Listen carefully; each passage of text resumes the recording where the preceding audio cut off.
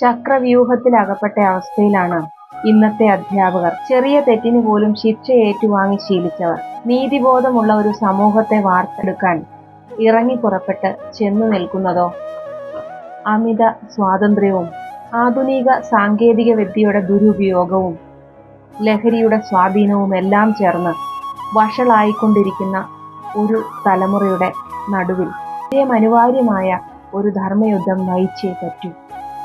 ഇതിൽ അധ്യാപകർ മാത്രമല്ല, മാതാപിതാക്കളും മനുഷ്യസ്നേഹികളും എല്ലാം അണിനിരക്കണം.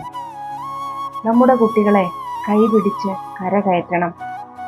പക പെരുപ്പിച്ച് പ്രതികാരം ചെയ്യുന്നതിലല്ല, സ്നേഹം കരുതിവെച്ച് സൗഹൃദം പങ്കിടുന്നതിലാണ് യഥാർത്ഥ ലഹരിയെന്ന് അവരെ ബോധ്യപ്പെടുത്തണം. വിവേകത്തിന്റെ ഉൾക്കണ്ണ് തുറപ്പിക്കണം.